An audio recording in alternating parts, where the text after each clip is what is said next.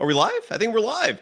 Happy Friday, everybody. I got the professor with me, Armando Lara, columnist for a phenomenally named publication. It's called Sprewell Was Right. We're going to revisit that era in the show today because Manute Bol, a former Warriors center, has gotten some attention recently. I'll explain what I mean there. More importantly, though, we're talking about a great update by the folks at ESPN pertaining to this endless standoff with the Golden State Warriors and Jonathan Kuminga.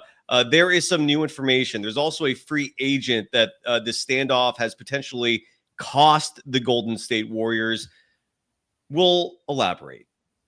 I'm not telling you those names because it's called a tease. So now you're going to stick around and go. Hopefully, that's the aim here is who's he talking about? And now you got to stick around. And that's why we have what's called a measurable of time spent listening. Side note, Armando, back when I was doing the Locked On thing, it's so funny, man. Locked On Warriors, when I was a host there, and that network has, I think, like 150, 170 shows. We were always number one of all those shows for time spent listening. Yeah, so it's a point of pride, dude. We average nearly 20 minutes. That's the average we get for this show, and it's a selling point for clients. So thank you to everyone for sticking around and actually watching our program for an extended period of time. And we're gonna get started now. Armando, are you ready? How are you feeling, brother? Dude, I'm good. I got my bottle of mezcal here. As soon as you mention Brandon Podjemski, I'll take a drink. Brandon Podjemski. And, we'll talk about it. Brandon Podjemski. I'm mentioning him right now. Brandon Podjemski. We'll talk about him today. There we go. That's the Friday spirit. This is the Golden Day. They always find something to nitpick, and that's because there's expectations for us to win. Leave me alone this summer. Let's go. In a minute, I'ma need a sentimental man or woman to pump me up.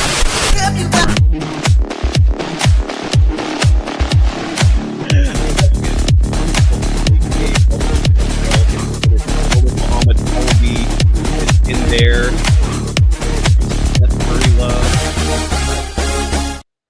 Welcome to the Golden Days. You can follow the professor himself, Armando Lara, on Threads at MandoMan10. Is that wait? Did I get that right?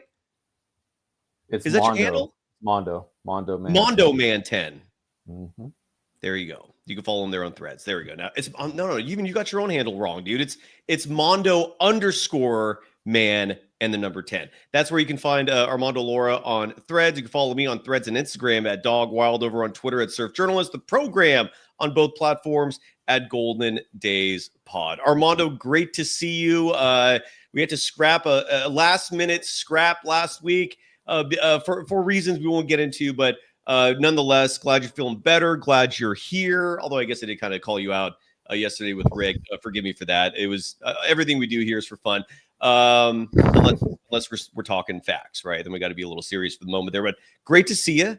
How's your summer going? I know school's back in session. I've got some students of my own at San Jose State University. You're teaching at UC Berkeley. I say the schools are pretty even in terms of reputation and prestige. I'm kidding. No, Berkeley is one of the top schools in the world. How's your summer going before we get into this? Good, man. San Jose State's great. That's where my dad went there. A lot of my uncles went there. They grew up in San Jose. San Jose State's got a great program. Great programs. It does. I love that school. Yeah. It does. And it's our journalism program is exceptional. I'm proud of it. I know Berkeley, though, again, top notch, has worldwide acknowledgement and prestige and reputation. Nonetheless, hopefully we won't come off as smug, because I know that's the stereotype that professors have, that we're know-it-alls, that we're elitist assholes.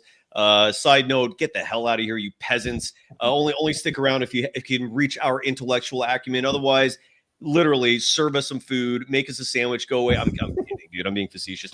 Well, let's get into it. The Golden State Warriors still have 9 players under contract at the moment. We reported a few days ago that DeAnthony Melton, straight from the source, man, he's now repping the Warriors on social media. I take that as positive of a sign as that can be. So for the sake of just, painting an accurate picture here, a complete picture, the Warriors have 10 players that we can count on. The Jonathan Kuminga thing is holding everything else up. Kuminga not being signed prevents the Warriors from giving Al Horford the taxpayer mid-level exception, good for approximately $5.6 million. And if the reports out there are true, the Warriors are going to give him a 2-year deal because you can do that with these mid-level exceptions. That includes the taxpayer one. It doesn't have to be a 1-year deal. You can do it. You can make it for 2. I think in past years you could even do 3, but currently under the CBA it's 2.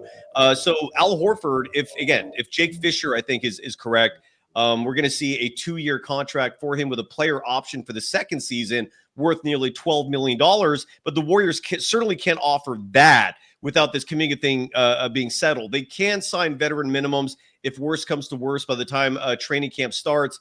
But the mid-level exception, that is not going to be something the Warriors will use, largely because the moment you use that mid-level exception, in this case, the taxpayer mid-level exception, the Warriors could potentially lose Jonathan Kuminga for absolutely nothing, because then another team can offer him $36 million and the Warriors would not be able to match that because they'd be hard capped at $207 million. That's the second apron.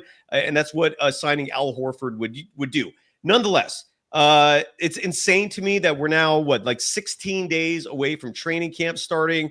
September 29th is that date. It's a Monday. So basically, this upcoming Monday, if you're watching this on a Friday or the weekend, this upcoming Monday represents the 2-week mark before training camp begins. And for Kuminga to not be signed to this at this point is insanity, man. I've never seen anything like it. And this topic got a lot of attention on ESPN today. And we're going to start the show playing this soundbite from Anthony Slater, who I also just realized, Armando, is no longer competition. I've always respected Slater. He does a phenomenal work. He's never given me a reason to second guess him, to question him. And he's no longer competition, though. Like, him being on ESPN means he is not hosting a Warriors podcast that rivals ours.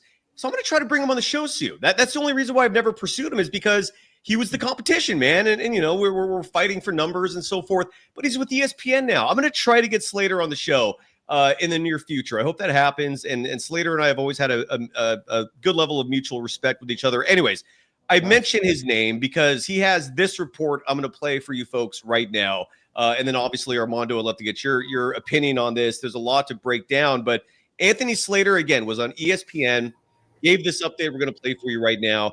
And in this update, there's a few nuggets that are pretty interesting. And I'm sure, well, I'm not sure, but I'm guessing maybe you'll hear it for yourself. And if you don't, we will break it down for you. So here was Anthony Slater earlier today on NBA Today. That's ESPN's daily NBA program hosted by Malika Andrews. And this is what Slater said about the current Warriors situation.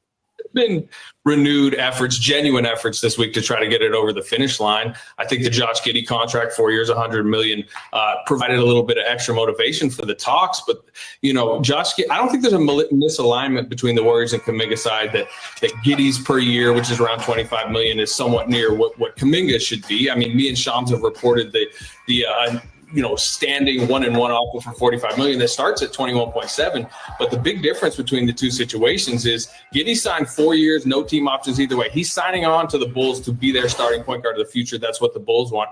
We know the Kuminga situation doesn't have nearly the structure or relationship, backbone, where the Warriors are trying to, get him on this very team-friendly deal. And Kuminga's clearly knowing he's not like Josh Giddey walking into a, guaranteed starting job. So that is what continues month after month now to halt this thing up. And, I think the public is looking at the Warriors going, hey, you still have 9 players on the roster, so the veterans must be freaking out behind the scenes. They're not. They've had communication with Mike Dunleavy. They know what the roster is going to look like. They know the dominoes that are going to fall. They're not in the dark about that. But I think they're wondering about Jonathan Kuminga's buy-in if he comes back on the qualifying offer. And their curiosity is, can this thing get done where Jonathan Kuminga can come back and be a part of this team, really without an agenda trying to push forward? It's been renewed efforts, genuine efforts. There you go. So that's Slater's report. And clearly what stuck, at least, I don't know if it's clearly, but at least to me, what stuck out the most was getting some insights pertaining to the veterans. And when he says veterans, I'm guessing he means more specifically Stephen Curry, Draymond Green, Jimmy Butler. And as he said, the veterans aren't concerned so much about the fact that the Warriors only have 9 players under contract. They have a good idea in terms of what to expect when the dominoes start falling, this is after Kuminga signs. Al Horford again, likely going to be coming to the Warriors. DeAnthony Melton, almost certainly coming to the Warriors. Muhammad Olavi in the chat mentioning a name we've talked about extensively here, Seth Curry. A player I am elated to potentially be coming to the Golden State Warriors. Rick Barry was on the show yesterday and added this interesting tidbit, which is that part of what the players might be getting here goes beyond the veteran minimum, and that's one of many reasons why everything's being held up to a certain extent. Is maybe Seth, maybe DeAnthony Melton, maybe they're promised a little more than the veteran minimum if this Kuminga thing resolves itself in a manner that gives the Warriors that luxury, that freedom to pay them even a few bucks over the veteran minimum would at least, quell their ego a bit. A lot of players upset by the fact that despite their skill sets and talents, the veteran minimum is all that's being offered to them. Russell Westbrook is a prime example of someone who reportedly will not accept that amount.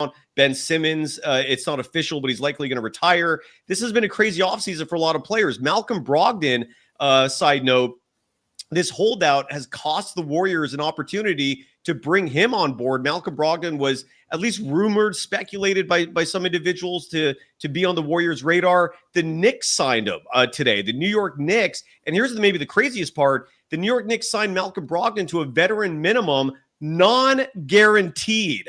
That's how rough this is for the players out there in the modern era with this current CBA. Even Malcolm Brogdon can't get a guaranteed contract. Point is, the standoff is holding everything up, but maybe most importantly, Armando, and then I'll shut up. I know we've been talking a lot here. The veterans are sharing the same concern that we all have in regards to Kuminga potentially signing that qualifying offer, which is if he does that, are we going to have a player who basically has 1 foot out the door? Are we going to have a player who basically will have his own agenda pertaining to his contract next season? And maybe he prioritizes that over the team, right? Legitimate concerns. And again, this mess, the fact that it's still ongoing and we're in mid-September is mind-blowing to me. I'm going to shut up now, Armando. Your thoughts on all of this madness? No, it's great comments, but I want to clarify one thing. I'm bringing in like previous reporting from the last months, but I think everybody that's been reporting on this and that is somewhat close to this expects there to be a final offer made. And so right now the offer is at 21.5 for 2 years with a team option in the second year. And I believe Kuminga's camp, went down to 75, something like that, or 27. And I think the presumption is the last 2 weeks of September, they're gonna push for a compromise. I think that's some of the reporting today. Like next week, there's gonna be an actual conversation. From what I've been reading, the Warriors do not like talking to the Kuminga's agent, so it's not like they're trying to. It's not an open conversation there. Is that your interpretation, or did you actually read that specifically somewhere? That no, Kawakami was saying that today on his Plus Minus podcast. That so Kawakami said on his pod today that the Warriors are they have contention with Aaron Turner, Kuminga's agent. Yeah, he said, from what I've heard, they are not happy with his agent, and they don't care that much about being like, or what's the word he said, like maintaining that relationship. They're not that worried about being nice there, like maintaining good collegiality. That's what he said. All right, I follow. Yeah, but that's interesting. By the way, I do think, well, we can talk about that, but I do think that there's going to be the presumption is, I think Warriors fans going into this week, going into the end of September, you need to understand that the wider NBA community, the agents, people outside the Warriors, people that are close to the game, presume the Warriors offer will come up, that there'll be a final offer made. Okay. I think where everybody on both sides knows the math, and what Slater didn't say this time around versus what he reported last time, Kuminga's camp knows that those last 3 slots could be filled by rookie contracts, not necessarily vet minimum contracts. and the difference there is like a few $1 million. So Correct. It's kind of like they're like, okay, we know technically you could get up to 25 and still sign Horford for the mid-level. It just means you need to get some rookie contracts in those. They'll backfill those, but the Warriors are sort of saying we want some vet. We want to bring Gary Payton back in for some reason.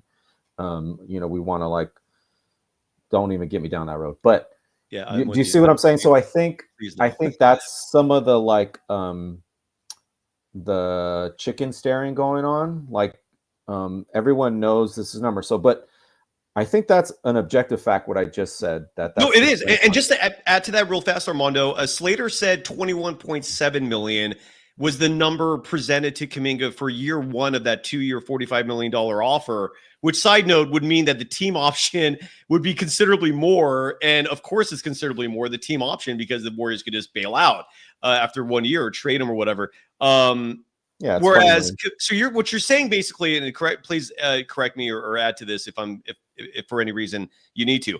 Kuminga's agent, Aaron Turner, the same man who leaked Kuminga's dissatisfaction with Steve Kerr. We mentioned that on the show repeatedly as maybe the one thing that Kuminga's agent totally screwed up. It's not something I defend. I believe wholeheartedly in professional sports, team sports. You keep these issues in-house, man. You don't go to the media and bitch about it. And this was an Aaron Turner thing. That's what he did. He went to Shams and leaked this thing out. So the Warriors and Aaron Turner, as you said, are not getting along. The Warriors don't have a lot of respect for Aaron Turner. They could care less about being collegial with him and maintaining a relationship long term. But so Kuminga, I think if my math is correct, the most he can get this first year without jeopardizing Al Horford would be, I think, somewhere around 25 million. It's either 25 or 27. And is what you're saying is that Kuminga's asking for that and could give a shit about whether or not it's going to cost the team in terms of signing other veterans? I believe so. I think it's important to JK, given all he's gone through with the Warriors, that they show that they, it can't just be all talk that you value me. Like, and I don't want to go too far on the Aaron Turner thing because it is a lot of speculation. And the things we are hearing are from the Warriors camp. It's not like his camp is leaking much. Like 95% of this issue is because of Steve Kerr. Like the mistake Aaron Turner made is assuming that the Warriors would treat a crazy coach like every other franchise does in professional sports, but they have this Messiah God-like complex going on, and he thought that complaining in the national media would actually move the needle, but it backfired because you're dealing with an aberration in 50 years of professional sports. So I think that's where he made a mistake. But anyways, I was going to say that Warriors fans, you should know that everyone expects an offer to come up for the Warriors to get to that like 23 to 25 range. Maybe one or two of those last spots could be rookie deals and not vet minimums. So meaning rookie deals are less than vet minimums. Like we're talking about like two-way, do the two-way guy thing. It's basically about $1 million per player is what we're talking about here. So like a veteran minimum, and I could probably look this up. I don't think it's hard to find, but ballpark veteran minimums, especially for players like Seth Curry. I think Melton qualifies for this as well. When you get a certain amount of experience, you can make the maximum is around $3 million for a veteran minimum. Whereas players like Quentin Post, for example, or Will Richard, who's a rookie, they're closer to 2. I think it's like 1.8. So each player ballpark, it's about $1 million you're saving going with the rookie or super young player versus a veteran. Does that sound? Am I making sense? That's right. And so what I want to say, that Warriors fans, if it's the case that Kuminga ends up taking the qualifying, that's the official day that light years is over. Because that means that the Warriors did not up the offer like everyone in the NBA expects them to. That means they did not get to that. They stuck with the 21.5. Mm-hmm. That's what that means. So I think if that happens, there's gonna be a lot of hate on Kuminga. Like there's somebody in the chat was talking about that, like I saw that. We'll address that. Why should the Warriors care about why should we care about JK? He doesn't care about I saw that. We'll address that, Solomon. Yeah, we saw that. So the Warriors are acting out of pocket here.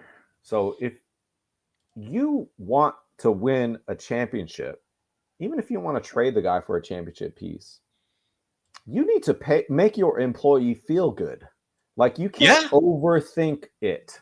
Like we're that is, I do read a lot of economics. I teach economy and society at Berkeley. Like, productivity is about having happy workers, and workplace culture matters a lot, especially in a creative endeavor, which professional athletics is. Hell yeah. You can't just be like team chemistry, the quote unquote the secret Ubuntu matters for winning a championship, and then just say, oh, it doesn't matter what these guys make. Like, it doesn't matter that this guy got F for 4 years and now we're gonna underpay him. So I think Warriors fans need to be prepared for admitting that your leadership is screwing the pooch.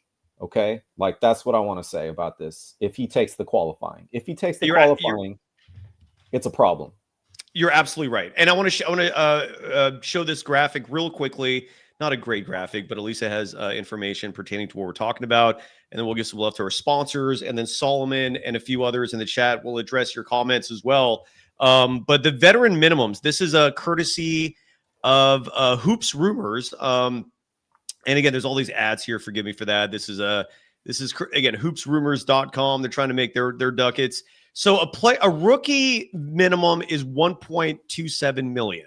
A player with 1 year experience, veteran, the minimum, salary for them is 2.048 million. 2 years experience, 2.296 million. 3 years experience, 2.378. 4 years, 2.461. 5 years, 2.667. 6 years, 2.874. 7 years, 3.08.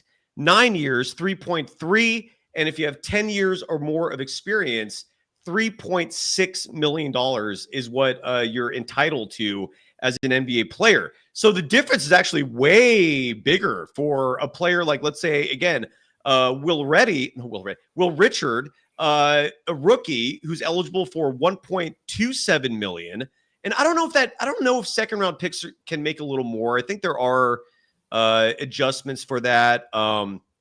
Anyways, the difference between a rookie and a player like, say, Seth Curry, a player like, say, GP2 is 2.4 million. That's a way bigger contrast than I anticipated there. So, and this could be part of the problem, is that the Warriors have these veterans that they really want to bring back.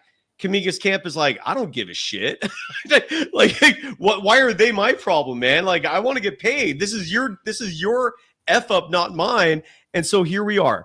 We're going to address a lot of the chat. I got to give some love to our sponsors real fast. We're a good 20 plus minutes into the show without giving some needed attention to the folks paying some bills. And then when we come back, Armando, we're going to address sentiments. I'll even tell you exactly. First of all, Ishmael with a pay chat, you're going to be first up. That's how business works. But our good friend, Nick Fensky, he wrote something interesting I'm going to address. Solomon's Tech we're clearly going to address your comment about, which I'm reading this sentiment from a lot of people that somehow Jonathan Kuminga, it's on him to make financial sacrifices for the team. He's been doing that already. Like it's ridiculous to pretend that Jonathan Kuminga has not already been sacrificing.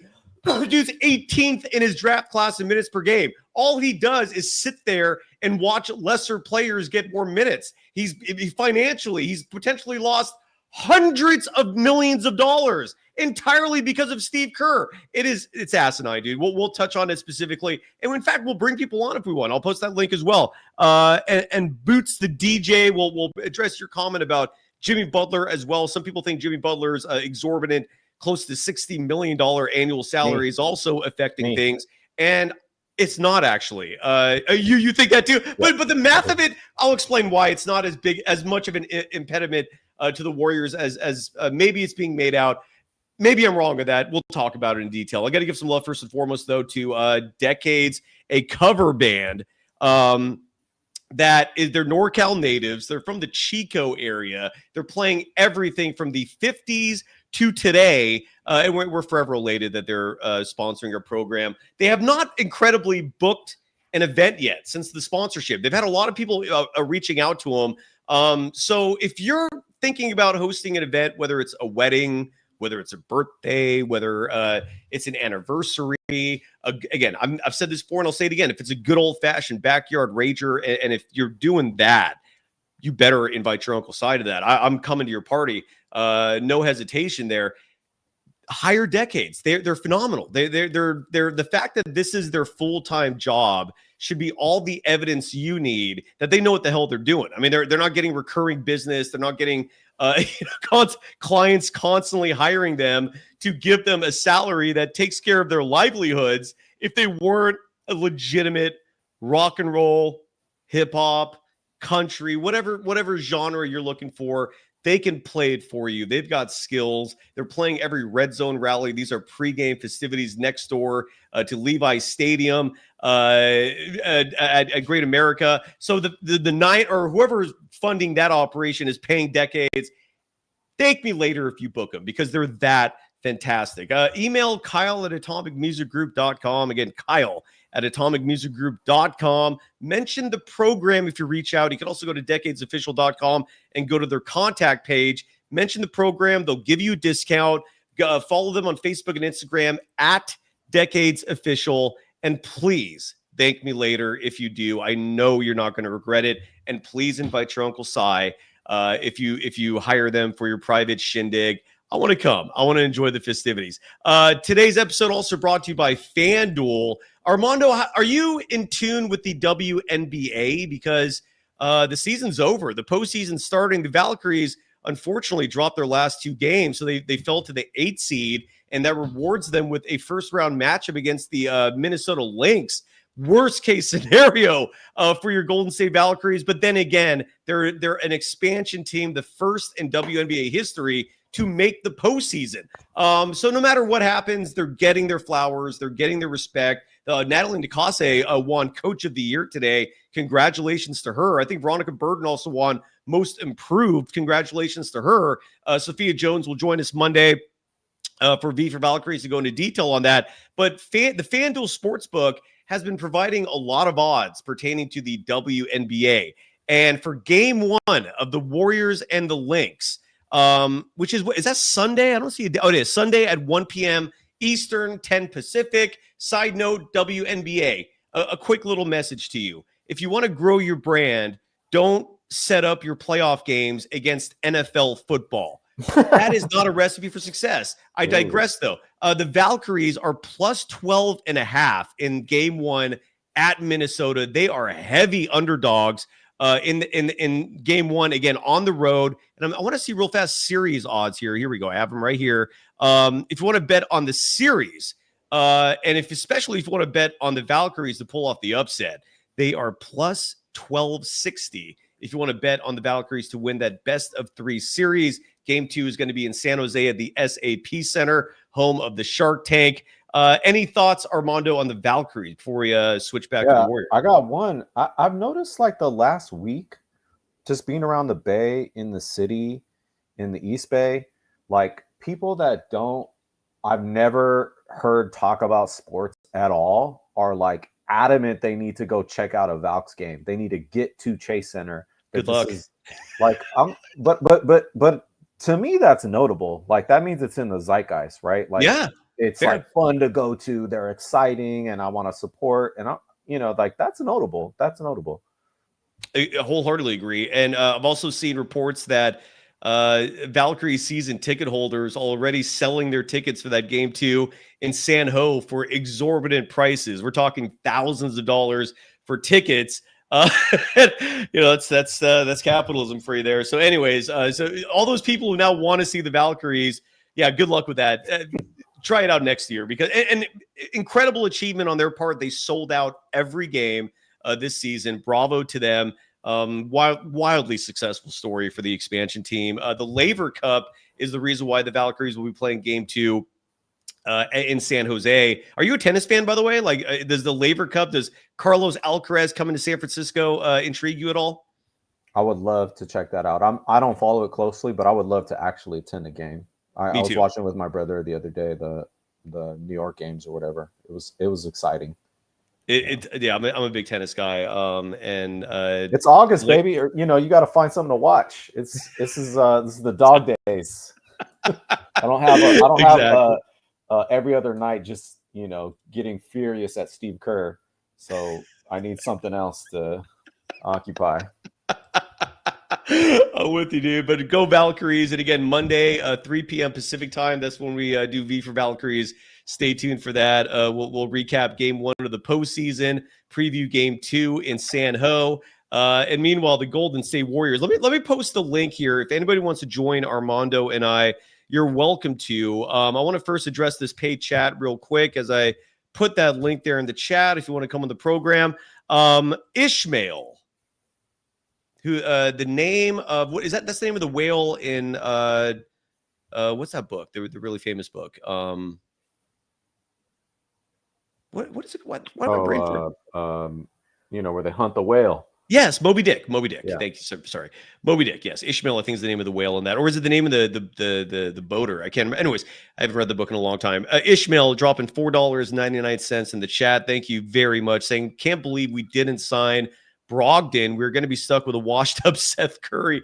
Look, I would be far happier in Ishmael. I don't know if this sentiment will just make you get defensive because you don't agree, or maybe it'll make you feel better. But I love Seth Curry if that in fact does become a reality. What he will provide is almost exactly what the Warriors need from a bench piece. I also love the fact that he's Steph's brother. So Kerr's not going to mess with him. I think as much as he does some other players, Seth Curry can play is what I'm trying to say. I love his game. I know he's a little undersized, but he's tenacious. He's a fantastic shooter. Cyrus. He's a Curry, dude. Why would you be against that? Look, the Malcolm Brogdon thing, I could see why you're a little bummed. If there's any good news, though, in regards to Malcolm Brogdon no longer being in the picture, Brandon Pajemski should be your backup point guard. DeAnthony Melton is naturally a point guard. It is not a position of need. The last thing the Warriors needed another one of is a point guard. So while on one hand, Malcolm Brogdon, a recent 6th Man of the Year winner, I don't think it would have been a bad addition, but it would have been more of the same. It doesn't break my heart that the Warriors did not end up getting Malcolm Brogdon. Do you have any thoughts on that, Armando? Yes. I think we need to think about what's the meaning of Seth not being on this team? Like what's the meaning of that? There are other superstars who literally have their brothers on the paid roster as a salary cap circumvention. So think about what that says about Seth Curry. People have come on your show complaining or claiming that Seth Jonathan Kuminga getting DMP'd in the biggest games of the season against teams he's dominated in the past, as if he would be okay with that. And his own brother is not on the roster. So what does that tell you about how Steph Curry inputs his opinion on the roster construction? He is not doing what other superstars do. So that's my thought about Seth Curry. Oh, that's a good thought, man. It's a good angle. You're right. Steph is so selfless. When you think of other brothers on their team, Giannis is the most obvious example, right? Brothers of superstars, and then LeBron James has his son Bronny on his team. Are there any other familial connections you could think of? How about your son playing for you on the Clippers, and how about your son coaching for you next to you? And there's that. You're absolutely right. Y'all need to connect the dots, baby. You need to see what's going on. Ishmael dropping another $4.99. Thank you for the free lunch. Saying that Seth Curry averaged 6 points on the Hornet. Again, don't focus on that. Look, how many minutes did he play? I'll bring up Seth Curry's stats real fast, just because the 6 points per game is completely irrelevant. Given I don't think Seth was starting. I don't think he's a high volume player. He's a spot shooter, man. You bring him in for brief moments and hope that his minutes are a benefit and not a negative.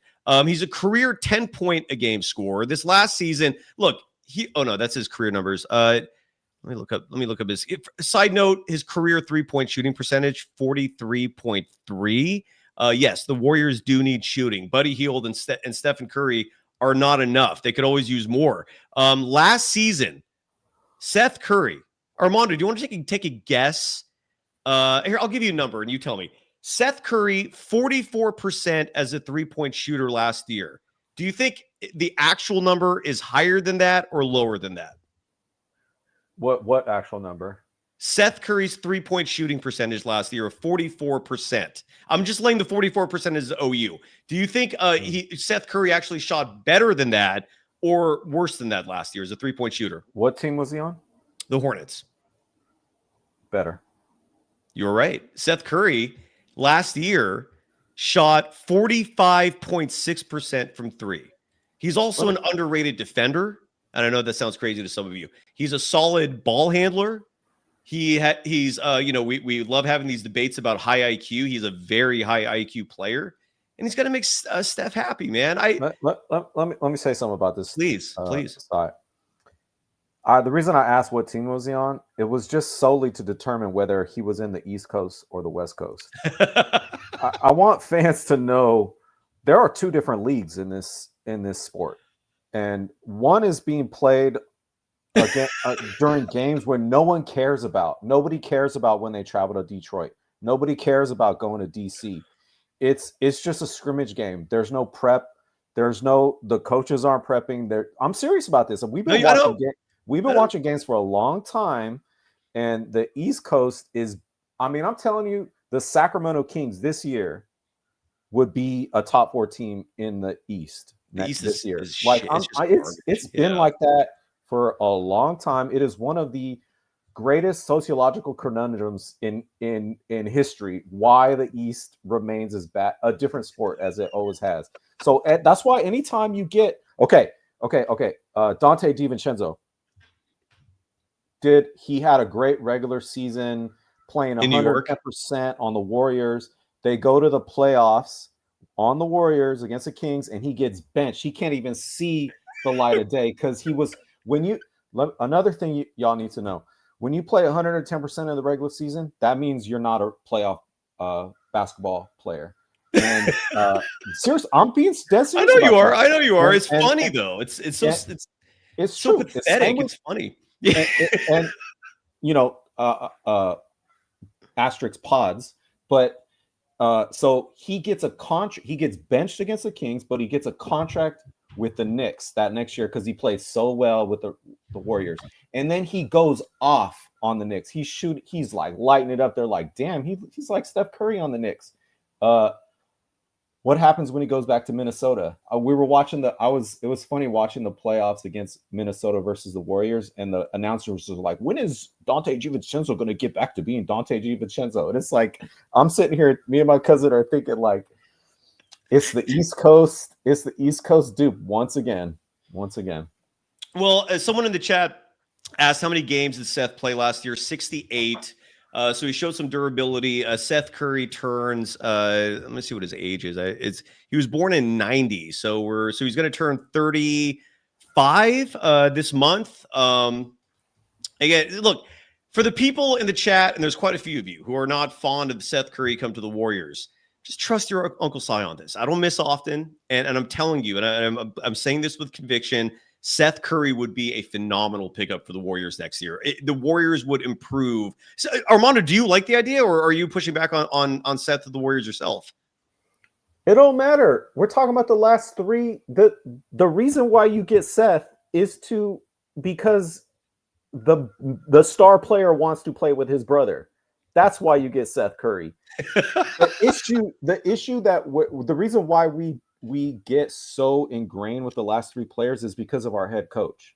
Because our head coach will start Lindy Waters over Jonathan Kuminga. Because he'll just reach into like out of freaking nowhere and bench TJD for some random player. Like, you know, like that's why we fight over like, is Gary Payton going to be the 11th player? It's because of our coach. Yeah, no, exactly. Well, yeah, and look, this has always been a part of the dynasty, right? Strength in numbers being an adage that rings very true. But unfortunately, you're right. In the more recent years, these dips deep into the bench have not produced the type of fruition that we've been accustomed to in the early part of the dynasty. I'm telling you folks this with conviction. If Seth Curry is on this team and he's getting minutes, those are good minutes. I guess you're just going to have to see it for yourself. And then you come tell your Uncle Cy in the middle of the season next year, wow, you were right about that. We love Seth. It's going to be a fantastic pickup if it happens. I'm trying to make you feel better about this, Ishmael, because I know you're not exuding positivity and confidence in Seth being added. And look, he might not come because apparently if the Warriors sign him, they have to pay him $3.6 million. That's the veteran minimum for a player of Seth Curry's stature. Any final thoughts on Seth, Armando? No, I've said as much as I can. I've hated on a number of other players. You guys let me know who else you want me to hate on. I'll hate on them. Let the hate flow through you. Well, we got to address Solomon's Tech here real fast because he wrote in the chat, and this is a sentiment I've seen on social media. Take that for what it's worth. In regards to Jonathan Kuminga in this endless standoff, and a lot of people think that the blame is on Kuminga, and they think that Kuminga should just basically shut up and dribble. I think that's the message being sent to him. That if he doesn't basically fight for his right to get the money that he thinks he deserves, that he's in the wrong. And what I'm sitting here telling you, and again, I keep having to go back to these banners here because they are very relevant to this discussion. When you look at what Kuminga's draft peers have made, Cade Cunningham, and remember, Cade Cunningham got this contract before he started to live up to the potential.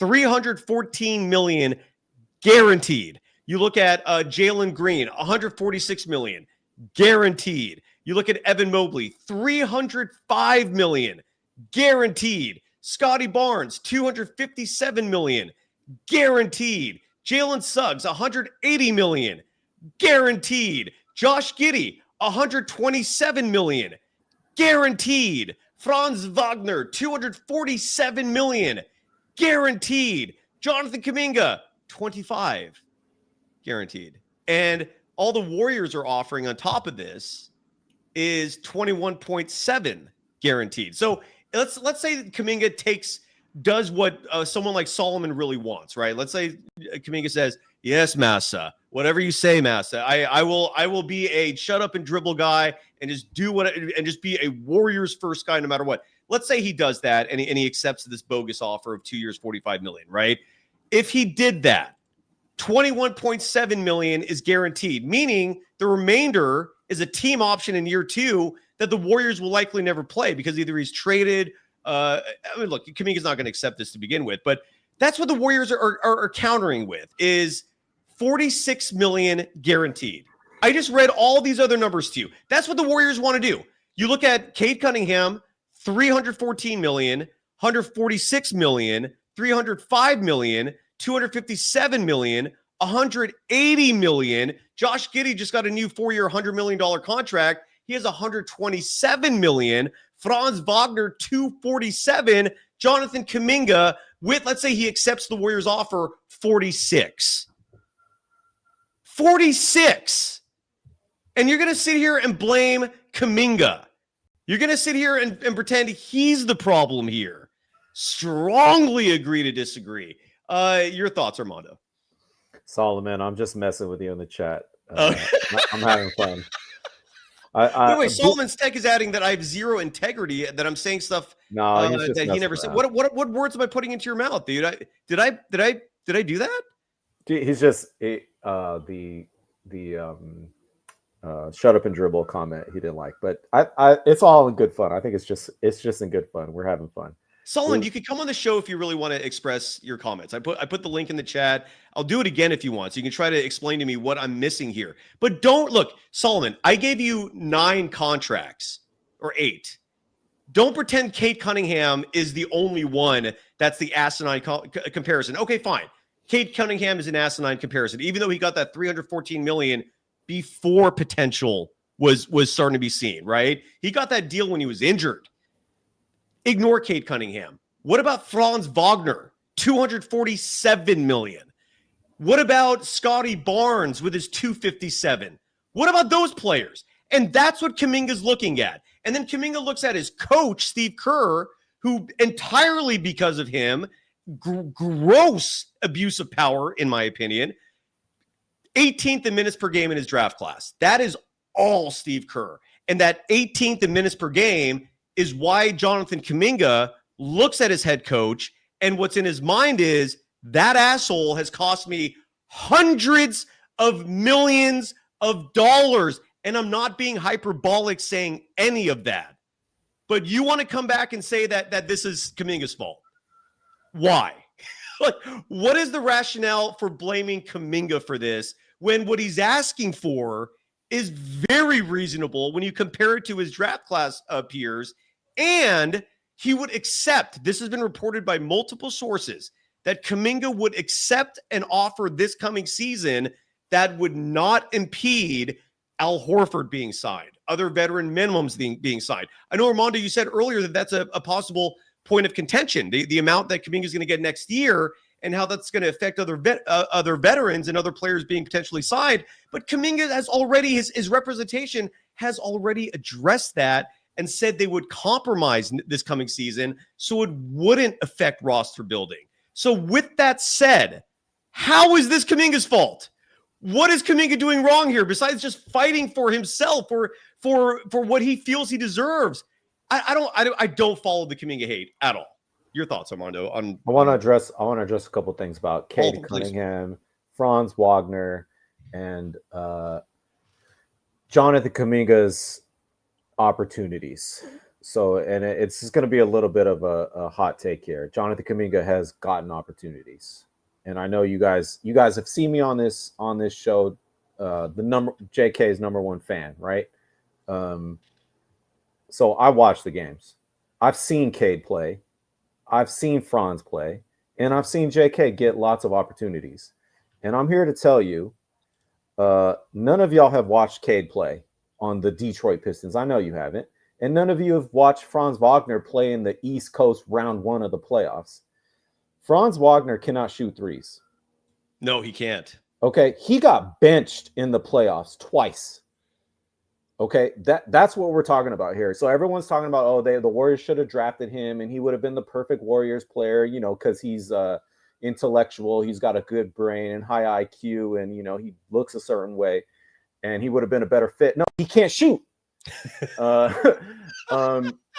He can't guard. He got benched on a terrible team. And he's being paid max. The Warriors know that. The scouts know that. Jonathan Kuminga knows that. Everybody knows that because they have seen Jonathan Kuminga match up against Franz Wagner in Orlando. Have you guys seen Cade Cunningham play? He's awesome. Like he's I'm about to hate on him. So he okay. This guy might be the future of the NBA. You know that, right? I don't know. You don't like him?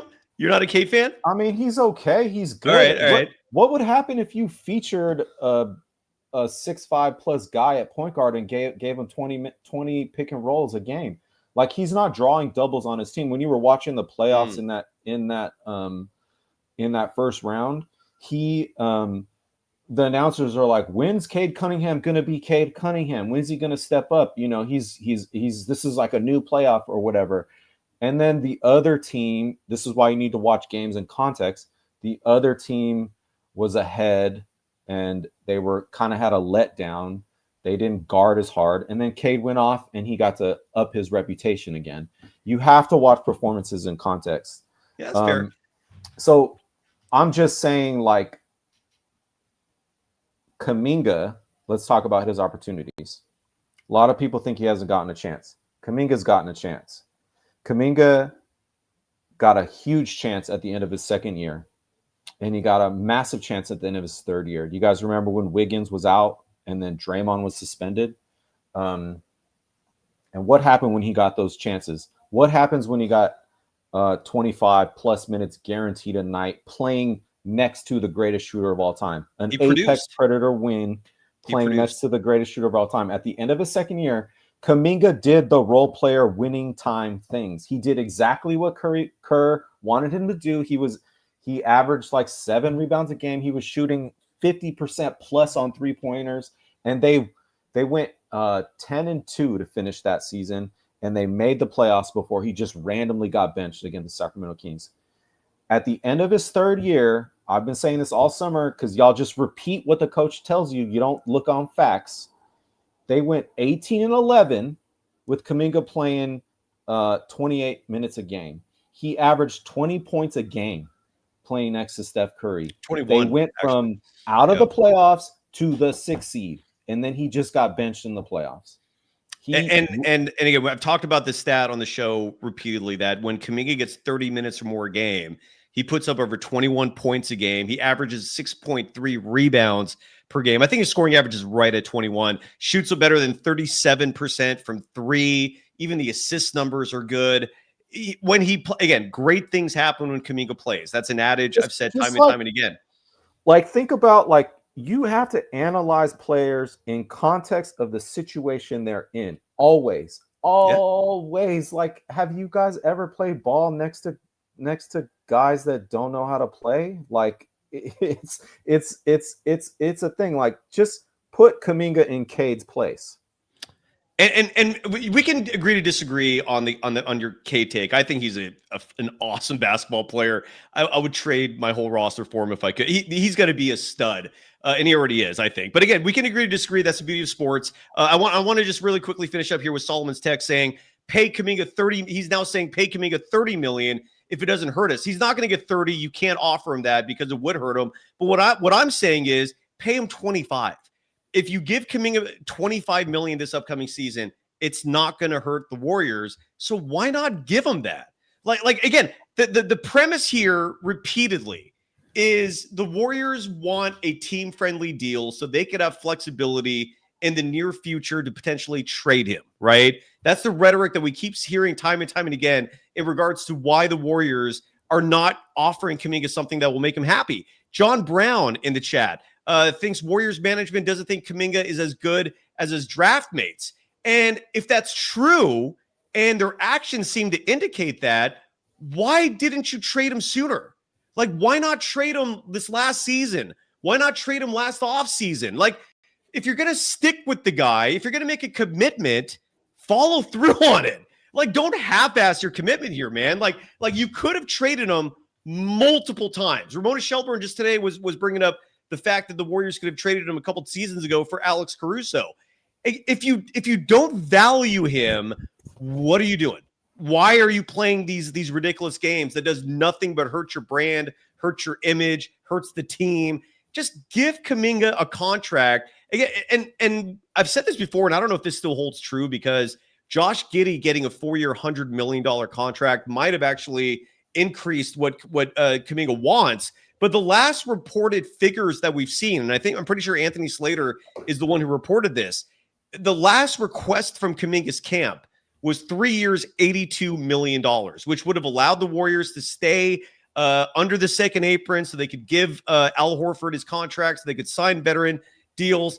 3 years, 82, man, that is not going to break your back in terms of the salary cap anytime in the near future. So why not give him this? And look, in reality, that Giddey deal might have changed that a little bit, but like Kuminga by now be saying, give me 4 years, 110. Who knows? Point is, pay the man if it's not going to hurt you this year. Otherwise, what the hell are you doing, man? What are you trying to save flexibility for? LeBron James? Like, I like the slim hope that Giannis might be available. And side note, who the hell knows if that's a reality? This is just stinking, man. This reeks. It's shameful. It's shameful, dude. I do not get what the Warriors are doing. Now, the good news is a week from now, even a few days from now, there could be news that drops that says Kuminga and the Warriors come to an agreement. And all of this talk that we've been espousing for 3 months now becomes completely irrelevant, and we're back to being, optimistic and positive. Any final thoughts from you, Armando, before we briefly talk about Jimmy Butler as we slowly start to wrap the show up? I'm happy to elaborate on these, but just some crazy outsider takes. Like if you're trying to figure out why the Warriors won't up the deal a little bit, like it's kind of mystifying. So there's a couple circulating. So one I've thought of is Draymond Green makes $25 million. Is there an internal ego issue there? I think that's worth thinking about. No one's mentioned that. The second between thing who? Between Draymond and Kuminga, or yeah, like Draymond's doesn't want someone to make more than him. I'm not saying that's the case, but no one's talking about that. I can tell you this with certainty okay. that Draymond loves Kuminga. Jimmy Butler loves Kuminga. I don't know if I can use the word loves from Stephen Curry, but I know Stephen Curry does not have an issue with Kuminga. If he did, Kuminga would have been traded by now. He would not still be on this team in its present state. Draymond loves the kid. He really does. I mean, genuine. I've heard that from multiple people. No, I agree. And I also don't. I mean, who knows? You might be right about the salary figure and egos, and maybe the Warriors are trying to placate Draymond Green and not give Kuminga a bigger annual salary this coming season. Who knows on that front? But I can tell you this with absolute certainty that Draymond Green and Jimmy Butler love this kid and they want him back. I'm sure Stephen Curry does too, but I just can't tell you that with conviction. Anyway, sorry to interrupt you. Go ahead. No, I mean, I totally agree. Draymond forced Steve Kerr to start Jonathan Kuminga at the beginning of last year. And yeah. 4-0, and they were blowing teams out by 40 points a game in the third quarters before Steve just went away from it. The other off-the-wall take to try to – I like the way Jordy Beans put it. There has to be more to this story. Are the Warriors going to get sold? That's something no one's talked about. Who knows?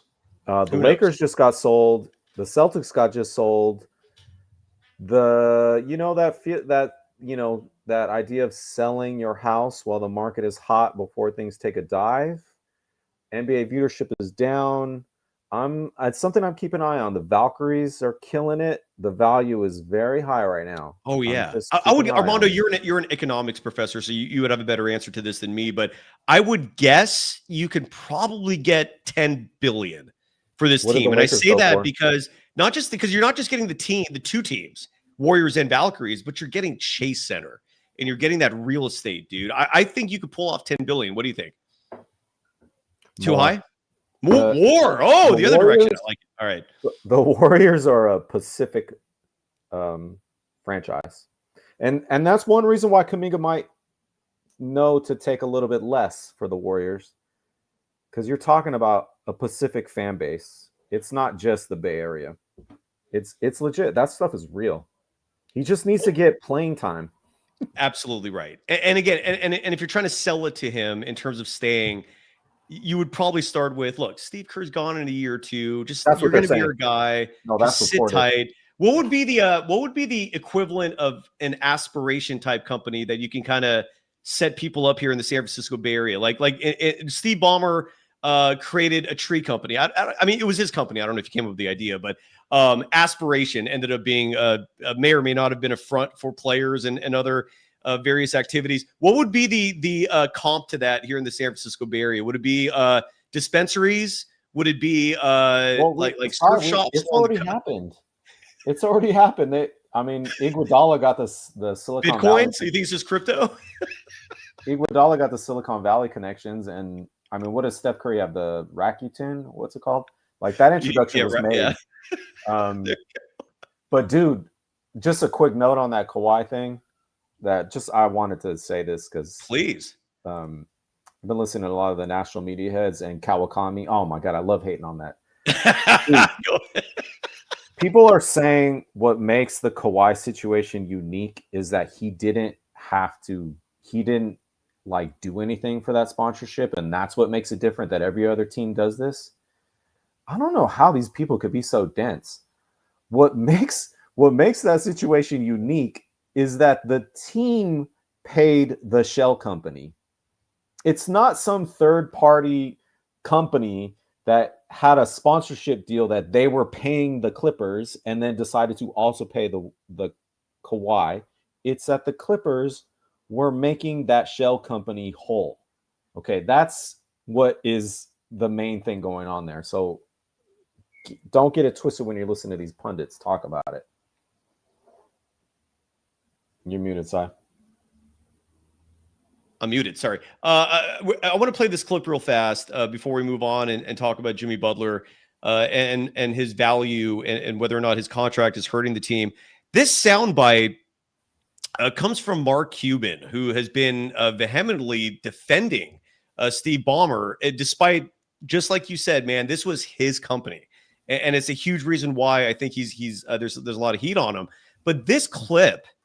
I don't. First of all, I don't know why Mark Cuban. Look, I get it. I guess I get it. He's business owner. He's got a personality. He's outspoken. But when it comes to basketball takes, like I don't know why you would listen to him to begin with. And I played this clip because it sheds light into why I think Mark Cuban is defending Steve Ballmer. And this was him on Richard with Richard Jefferson, Kendrick Perkins, I think Channing Frye, and then I forgot who the fourth person is. Anyways, here is Mark Cuban adding an interesting take to the whole Steve Ballmer situation. And you just got to say, if it's dinner, great. Here's a credit card. Take like when Richard played with the math. Here's a credit card. Go get some dinner, right? Whatever you want. That's cool, right? Play for y'all. Okay, that was a very short clip, and in case you missed it, Mark Cuban was basically saying that he would give his credit card to players for meals and who knows whatever else they were using that for. That's illegal. That's a salary cap violation. Rick Barry was just on this show yesterday and shed light on a very subtle yet pertinent piece of information, especially when we talk about salary cap circumvention. NBA players have a $150 a day per diem. They're granted that already. That's part of the CBA. $150 a day. We're talking nearly $1,000 a week, nearly $4,000 a month. That's what people make as a salary in a lot of situations. NBA players get this for food or whatever the hell they want daily. And so what Mark Cuban is doing there, giving a credit card to players so they could spend in whatever they want, that in itself is a salary cap violation that he just openly admitted to.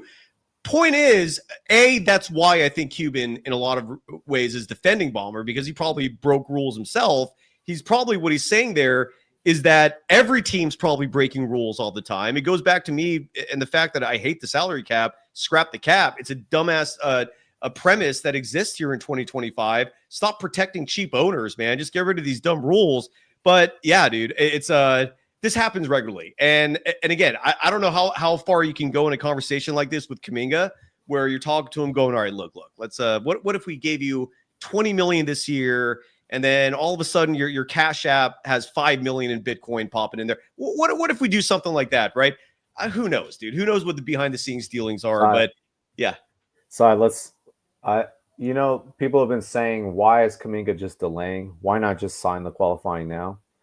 It's specifically in case something NBA happens, which is that the league just shakes up. I was talking with my cousin Andres when we saw this Clippers thing go down.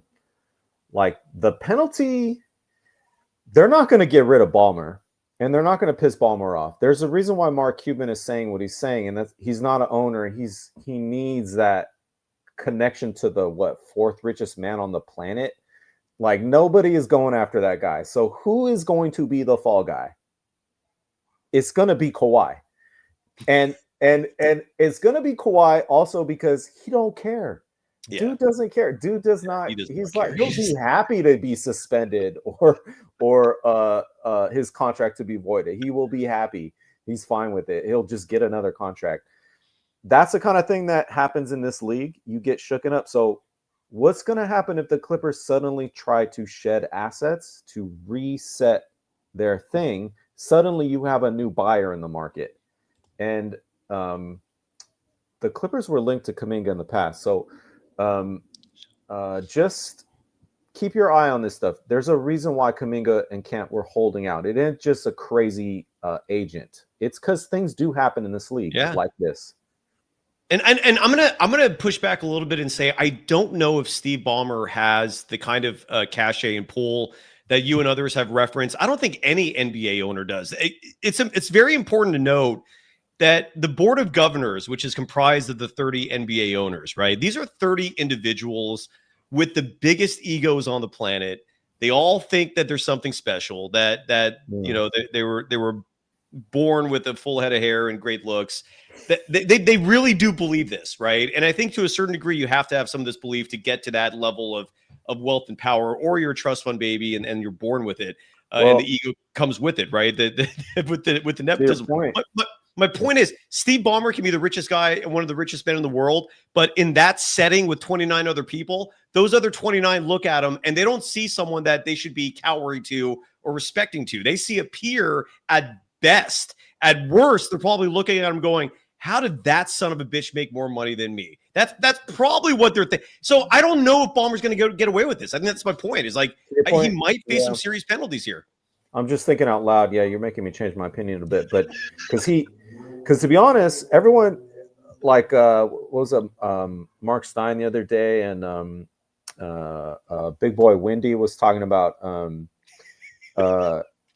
you know, how could Steve Ballmer make this big mistake? Like it must have been an accident because he's such a smart businessman. Oh my God, that is funny. I'm sorry to interrupt you. Big Boy Wendy, though, that got me. Go ahead. It's my apologies. That's not the phrase we use when we watch the games. I don't care. That was the PC version. But dude, Steve Ballmer did not make his money with business acumen. The best decision Steve Ballmer made to become the mega, you know, the guy who's going to own one of the companies in Alien Earth, you know, one of the 5 companies. Great show, by the way. Great show. Bravo to Noah Hawley, who's behind that whole thing. Magnificent. The only thing he did was not sell his Microsoft stock when he quit. So he just had a lot of that stock, and like the entire S&P 500, it exploded some 800%, and he just had the stock, and he didn't sell it when he left Microsoft. That's why he's the 4th richest man in the world when he left Microsoft. So Mark Cuban got his wealth because he started a website called broadcast.com, which for a brief moment, this was back before in the late 90s, early 2000s, before the dot-com bubble burst. He sold that. I think that's where he got his billions from, right? The dot-com bubble. Broadcast.com. And I remember he'd come on KNBR back when I was working there regularly because he had this sense of gratitude to radio stations because they subscribed to broadcast.com and helped build a venture that has not existed in decades. But that's how Cuban got his wealth. And I do believe that Mark Cuban, at least part of the reason he sold the Mavericks was to actually get some liquid. I don't think he was made of billions, especially given I don't think he's earning much. So that I think that was a sale made out of need. Who knows? But he got 4 or 5 billion out of that. This is all connected to why I was saying that. Keep your eye on the Warriors being sold. That maybe part of it. I'm not saying I don't have any intel. I'm just reading the market. Yeah. I'm literally this semester, next semester, half of my economy and society class at Berkeley, 250 students, sociology, econ, business, history, you know, it's a survey course. It's just going to be a comparison to the dot-com bubble in 2000 to now. Like, these teams are he sold high. Mark Cuban sold high in 2000 and he sold high in 2024. Good call. So I'm just I'm reading the tea leaves, and I think other people should be too. So well, again, you mentioned the Celtics, right? They sold when it was high. It would not surprise me if like a year or two from now, Joe Lacob, maybe even sooner, that Joe Lacob goes, you know what, 10 billion, that's a lot of money. Like and you're saying could be even more than that. Like that's a ton of money. By the way, you brought up Big Boy Wendy, and I'm glad you did, because I want to give him respect for saying something on ESPN today that a lot of people seem to be missing the very concept of what the qualifying offer is, because I still get in these random arguments with people who tell me, oh, dude, and again, Monty Poole the other day wrote a whole column where he emphasized October 1st as this pivotal expiration date for Jonathan Kuminga's qualifying offer to expire. It doesn't expire. Look, I don't even know why that October 1st date is there. I'm sure there's a reason for it. Maybe it's to give some nudge to one party or the other to just move on and not extend this thing. And whatever the reasoning is for these dates, there are always two dates attached to these qualifying offers. One is October 1st. And then if October 1st passes and nothing happens, all the Warriors are going to do is just extend it. And the extension, the new qualifying offer, would maintain the restricted free agency, would maintain the matching rights the Warriors would have over with anyone else, with any other team interested in Kuminga. And then the next qualifying offer would go until, I think, March 31st. And if that expires, then there's a period in the NBA where no transactions take place. And I can't remember like when the Warriors would have to make their next offer for the QO. But there's a certain date, I think it's in April, that the Warriors would have to offer a new qualifying offer by. They would, of course, do that. They're not going to. They clearly don't want to lose Kuminga for nothing. And this could go on forever. This could go on for an infinite amount of time, where these qualifying offers expire, and then the Warriors are left with a decision: do we offer a new one, or do we let this guy walk away finally? Because if they don't extend that qualifying offer, important key word in there being qualifying, that offer is what makes him a restricted free agent. So, like, case in point, James Wiseman was not offered another qualifying offer for year 5 or 4, whatever it was, right? Or they weren't going to, and then he got traded anyways. But point is, if you don't offer that qualifying offer, sorry for the redundancy there, the player becomes an unrestricted free agent. The Warriors are not going to do that. So October 1st means nothing. It is an arbitrary number that means jack shit. And when October 1st rolls around, if the Warriors don't want to lose Kuminga, they're just going to extend that qualifying offer. So, and I'm glad Wendy brought that up, because Wendy on that same segment talking about the Warriors on ESPN today mentioned how some of these standoffs with restricted free agents have gone into December, January. Like these things can drag out. And I don't know if the Warriors have the luxury to let this one drag out. We shall see, but it's madness. Any thoughts there? Anything you want to add there? No, it's a good point, Cy. Like, you know, I often get frustrated when I hear Kawakami just miss the important details, like because he's trying to push his book contract with the coach. Like, that's one of the reasons I've loved watching your show since listening to you since lockdown. Thank you, brother. Thank you. Is because you put these journalists, you give the context for where the journalists' money is coming from and why they might be saying what they're saying. That's called reading between the lines. That's why I love this show. I continue to love this show. Brother, thank you, man. I the check's in the mail. It's coming soon. I'm kidding. Thank you for that. That was really it means a lot, brother. Jimmy Butler, you're not a fan, right? What is your, before we get into this Jimmy Butler thing real fast, we'll wrap up the show after this. Woo! What is your take on Jimmy Butler? Like, because I think I don't know, you can clear this up for me. Do you not like him at all? Are you kind of like content?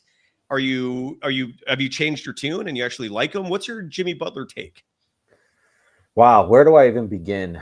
I don't know. That's a good question. It's so overdetermined, as we say in sociology. There's so many. Let me narrow it down a little bit. Are you because he's not going to get traded? They're not going to move him. Are you? What are your feelings about Jimmy Butler being on the roster for the 2025-26? Okay. Point number one that I feel about Jimmy Butler. I said this last time I was on the show. It's not Jimmy Buckets. It's Jimmy Cruise Control. The last 7 years, Cy, he has averaged 57 regular season games a year. And I calculated that to his benefit, because in season 8, the 8th ago season, he only played 10 games. So if I had included that season, the number would have just fallen. So that's like giving him the benefit of the doubt. He's now 35, 36. He turns 36. Yeah, very soon. Is it going to get better? So last year they went balls to the wall playoff just to make the playoffs, and barely. They should have lost against Memphis, but Ja got hurt. And they're going to have to do that again this year. Like, you guys need to be prepared for the Warriors to start hot, like they have done. They'll start hot, and then it'll be like, oh, this is the thing. Someone's going to get hurt. I mean, what like Steph Curry, I got my picture of the hamstring here, right? At best, he plays 70 games. Let's just say perfect scenario, he plays 70 games. What, is Draymond going to play 70 games? Jimmy Butler, my man Nick, you feel me? So what is going to be at Christmas Day when they're 500? And Jimmy Butler is making $56 million a year. And my problem with that is twofold. Now you opened up a can of worms, so we got it going. I'll go for it, man. Andrew Wiggins was making $27 million a year. The way to win in the league now is point of attack defense. That is the way to win. If we're going to lose Kuminga and Andrew Wiggins for a $56 million player a year who's only going to play 56 games, and we're going to have to play Steph Curry 40 minutes a night at the end of the season just to make the playoffs. Vegas has us as the 9th seed. They don't mess around. There's money at stake there. I don't get how it's worth it. The other thing that I saw was that Minnesota series and the Rockets series. So people are saying he got hurt. He landed on his bum, and that's why he didn't bring it. That was a hard fall, but yeah, I'm sorry. Go ahead. Yeah. Nah, man. Dude. You're calling Jimmy soft. No. The scouting report on Jimmy Butler has been one thing for the last 10 years, and it continues to be the scouting report now, which is to not double him and stick a bigger guy on him. That has been the scouting report, and Minnesota did that. And when he was on the Heat, he would dribble in and get some penetration, and he would pass it out to someone else, and he would do some sneak step backs. And when he tried to do that on the Warriors in the playoffs, it slowed down. During that win, when they went 19-2 against tanking teams, nobody was prepared. There was no scouting report for the Warriors. Nobody knew how to play a Steph Curry, Jimmy Butler team. Jimmy Butler would literally touch the ball, and teams would double team him. That actually happened. When me and my cousins watched the game, we replay every play, and Jimmy Butler had no advantage, and he was just getting double teamed, and it'd be a pod, barely make layup. But that stopped happening in the playoffs. And so what I'm getting at this year, not playing as much, the scouting report being out, causing them to have to play super hard at the end of the season. I am betting the under on the Warriors this year as a Warriors fan. And I will use your affiliate link to do it. I will record myself doing it. Please. Okay, so yeah. And you're referring to FanDuel, the official sports book of Golden Days and the Believe Network.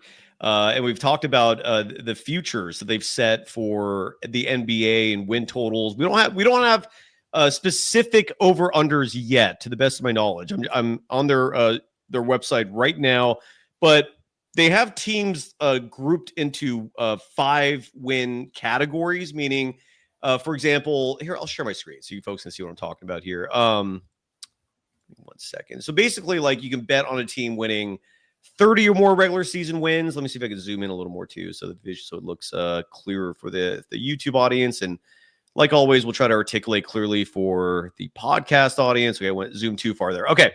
So, for example, you could bet on a team to get 25 or more regular season wins, and the teams in that group include Portland, Phoenix, Chicago, New Orleans, Charlotte, and the Wizards.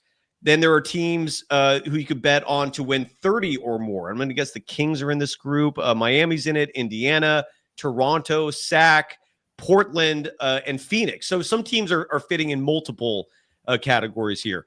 35 or more wins. Now you get the Spurs, you get the Bucks, excuse me, you get the Celtics, the 76ers, the Mavericks, and the Grizzlies. Still no Warriors. Now we get to the 40-win mark, and here is where you see the Warriors for the first time. The Timberwolves are minus 1450 to bet on to win 40 or more regular season wins. What the bookies are trying to tell you there is, don't bet on this. We're not going to pay you out much if you do. The Warriors, to bet on them winning 40 or more regular season wins is minus 420. Now, what FanDuel is not allowing at this point is betting the under. Where are they? I just see a down arrow right there. Hold on. What was that? Did you see that? Was that for something else? Yeah, you can't bet the under. No, you can't. So until you're able to bet the under, you're pretty limited here in terms of your options. But when the under becomes available, Armando, you're saying bet it. I'm gonna bet it. Now, correct? I'll say it right now. I know I got this bottle of tequila on me, but Brandon Pajemski. No, I just mentioned his name, right? Isn't that the rule? There you go. No. I put in the chat. It's Friday. Anybody who speaks truth on Brandon Pajemski playing 35 minutes a game, I'll take a shot. But I'm telling you, Cy, I'm saying right now, I will put $1,000 on whatever the under is for the Warriors this year. I'll put it. Wow. I'm curious because last year I think it was at 43 was the OU. And they obviously I bet the over last year. I won $800 with me and my cousins won $800 because we bet the over last year. And the idea this year you're going to bet the under. Yes. Oh, 100%. Well, what if Kuminga comes back and he's actually happy? Are you still going to bet the under? Yes. Interesting. All right. Because here's my prediction. I'll put it on record just so you all can record me. Even if the best case scenario, Kuminga gets his $24 million a game or a year. And Steph Curry Steve Kerr is talking all the nice stuff of like, oh, I'm in the lab and I'm developing a new offense and I'm going to get these guys and I'm going to give it a run. I'm going to give it, 10 games to play. They're going to play it and it's going to go well. It's going to go well because JK is a freaking baller and he can actually do the role player stuff. That's proven. And they're going to win games. But then somebody's going to get hurt. Okay, someone's going to get hurt. Someone's going to get suspended from punching a European big man. Something's going to happen. And there's going to be some losses. And then Kerr is going to scale back on Kuminga playing with the starters. He's going to use Kuminga as a floor raiser with a bench unit, playing next to Buddy Hield, Podemski, some other guys who can't guard. They're going to start losing games just like they did last December, and it's going to be a playoff push by the end, and it's going to be nasty. They're going to be fighting for the 9th seed. It just add the teams up, Si. Like, who's actually going to drop? Like, it just takes the Spurs, the Kings to be playing well. They're going to be fighting for the 9th seed.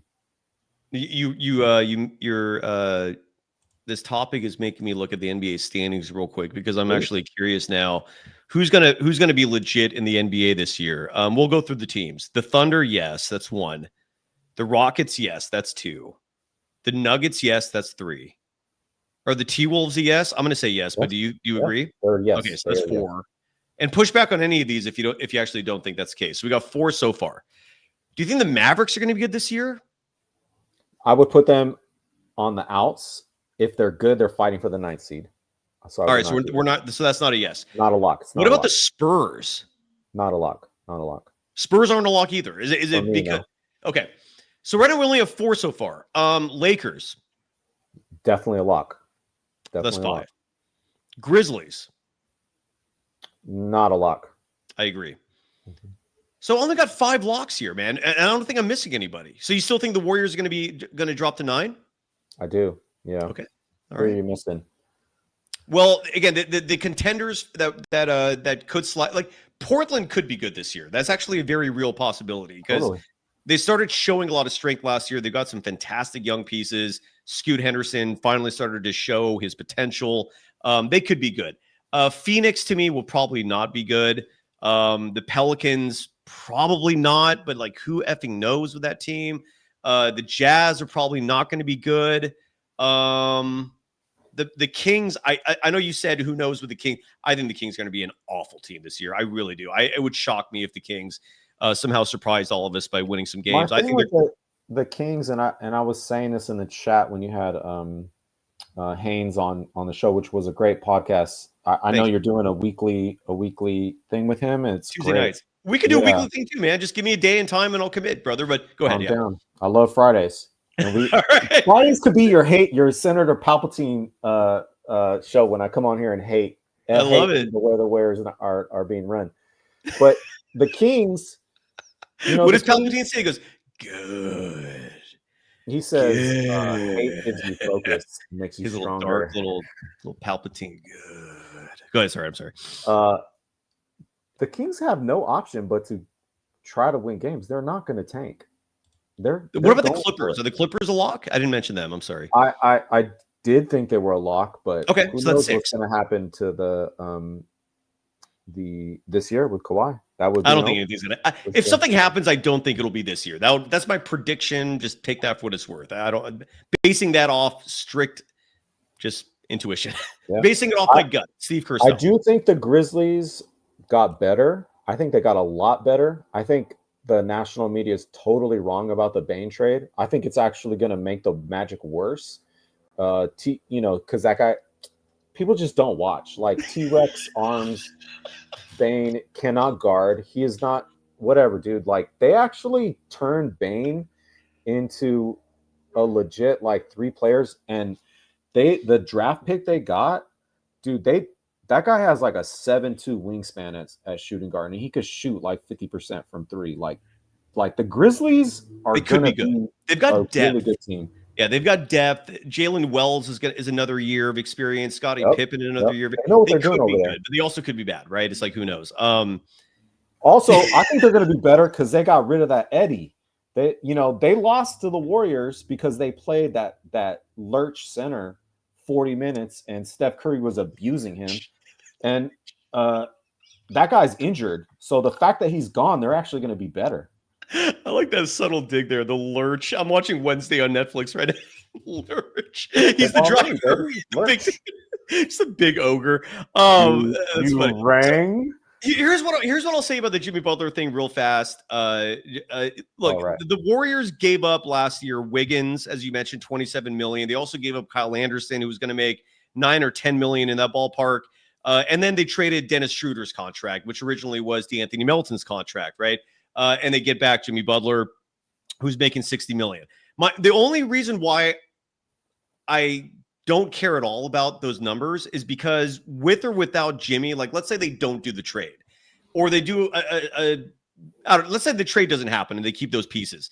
There's still a salary cap mess. Like they still, I think the main difference between having Jimmy and having, let's say, Wiggins, Kyle Anderson is you would probably maybe, and I'm just literally spitballing here, so I could be wrong, but I think you'd maybe have the mid-level exception as an option instead of the taxpayer mid-level exception, which is, look, it's it's a $10 million difference.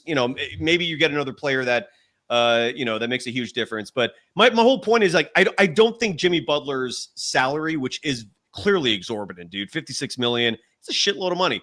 But who you traded for him, that collection was also making a good chunk of money. And it just, I don't see the ramifications is what I'm trying to say of adding Jimmy from the financial perspective. I mean, on the court, that's a whole other discussion. I personally love him. Like, I've always been a Jimmy Butler fan, but I can understand people having issues with him as well. There were like people with straight vitriol being expressed when that trade first happened, because a lot of people hate that guy, dude. I get it. He enjoys. He has his detractors, no doubt. So that's my take on Jimmy Butler. It's just that, at least financially, I don't think it hurt the Warriors that much. And before we move on from Jimmy Butler and start wrapping up the show, happy early birthday, Jimmy Butler. He turns 36 Sunday, September 14th is his birthday. So there you go. Some random information for you there. I love Jimmy Butler in the East Coast. I really enjoyed that. The Warriors just signed is it light years to sign an East Coast player who played 50 games a year and to a contract in which no one else wanted to pay. So they're out here saying, Kuminga, we're not going to pay you because of your market value, but we're going to pay Jimmy Butler $56 million a year when the Miami Heat were trying to trade him for 2 years. That's not light years. So I think we need to call X what an X is. Like, dude, Jimmy Butler's getting paid. Jimmy Butler's getting paid. Good for him. I like Jimmy Butler. He could sell $20 coffee all he wants in San Francisco. That's what it is. They are cashing the checks. We are in 2015 Kobe Bryant Lakers era. We are selling tickets and cashing checks. That's what they got. Which is exactly what Joe Lacob has said he did not want. And I really hope that doesn't end up being the case. And that's what you're predicting. And you might be right. This offseason sucks. There's a my fams one in the chat saying, I'm annoyed that the Warriors are bringing back GP2. We don't know if that's happening. I know Jake Fisher, formerly of Yahoo Sports, he's part of Mark Stein's publication on Substack now. He wrote something, I think today or yesterday, that mentioned that GP2 is going to come back. Friendly reminder, Anthony Slater and Sam Amick reported that was not the case. And then I reached out to my direct source to see what information they could provide for me. And the answer was waiting on Kuminga. And so basically what he was trying to tell me is this GP2 situation, there's no certainty here, one direction or the other, until the Kuminga part of this is resolved, because again, GP2 is eligible based off what we discovered earlier in this show tonight. He's eligible for $3.6 million. Will Richard is eligible for $1.2 million. So a lot of it depends on where this Kuminga thing goes, because there might just not be enough space for him. I mean, that might be what this comes down to. And again, Rick Bucher, I thought astutely on the show a couple of weeks ago, said it best. If you're a player like GP2, you're basically looking at either the Warriors maybe bringing you back or going to Moscow. Like, in other words, playing somewhere far away internationally. And those are the limited options still presenting themselves to these players. I'm forever going to be irritated until we get expansion in the NBA. It's a joke that the 30 NBA owners are just refusing to add more teams because the revenue share goes from 1/30th to 1/32. Like, Jesus Christ, dude. Are you not at all focusing on the fact that you're going to grow your sport doing that? Your overall revenue will grow because of that. The expansion fee is a shitload of money, and you're going to collect on that. But no, all they care about, just like most greedy people in this world, and if you need any examples of the wealthy and their idiosyncratic behaviors, the eccentricity, not in a positive manner of their behavior, try to rent commercial real estate. That was my first experience in terms of how like the wealthy behave, right? I had to rent a commercial space for a business in San Francisco. These landlords are billionaires, dude. Like, they have real money, and they would rather let that space sit there empty for years than lower the price. That was like when I experienced that, and a lot of people I'm sure have experienced similar things. That was eye-opening to me, right? Learning like what the mentality, and I'm obviously speaking generally here, but the mentality of the uber wealthy is, I'd rather figure out another way to make up this lost income than reduce the price. You want to know why there's inflation? It's because of greed. No one had to lower these prices. I know housing's a huge part of it too, and I don't mean to get into politics, but my point is, the NBA needs expansion. It is an absolute joke. We don't have teams in Seattle and Vegas at this point. Armando, before we go, what's your Bay Area lineage? I know you're born and raised in the Bay, correct? I was born in Oakland. There you go. So the Bay Area has introduced some interesting things. 420 is a term that originated in Marin County. A couple stoners in high school in the 70s. I can't remember what the whole story is, but they came up with 420, and that those three numbers are now affiliated with stoner culture. This might be a massive humble brag. I'll do it anyways. The term OBVZ. Do you ever hear people say that? OBVZ? You never heard someone say that in reference to something being obvious? You OBS, bro, dude. So the surf culture in Santa Cruz originated that term that is now prevalent across the world. OBS. And those are my boys, the Santa Cruz Surfers. We're all old now, we're aging, but I still got a little juice. And Manute Bol introduced My Bad. Have you seen this clip? No. This is Manute Bol, whose son is Bol Bol. Side note, if the Warriors have contingency plans in place for Al Horford, I wonder if Bol Bol is one of them. Trey Lyles is off the table. That would have been a nice backup. Anyways, Manute Bol, former Warriors center, apparently introduced the term "my bad." It was just part of his verbiage, and this clip will elaborate a little further on that. The great Manute Bol, I think it was like 7'7". That was his height when he played. One of the very first stretch bigs, and he introduced the term "my bad." Check it out. Think you know where the slang "my bad" came from? Manute Bol would say "my bad" instead of "my fault," and his Warriors teammates started using it. Manute, he's got a lot of the players, in the NBA or in basketball in the United States, if you make a mistake, you say it's my fault. Well, he came over and he said he calls it "my bad." So now all the Warriors, they say "my bad." He didn't even mean to start it, but Manute Bol might have accidentally dropped one of the most iconic Bay Area slang phrases ever.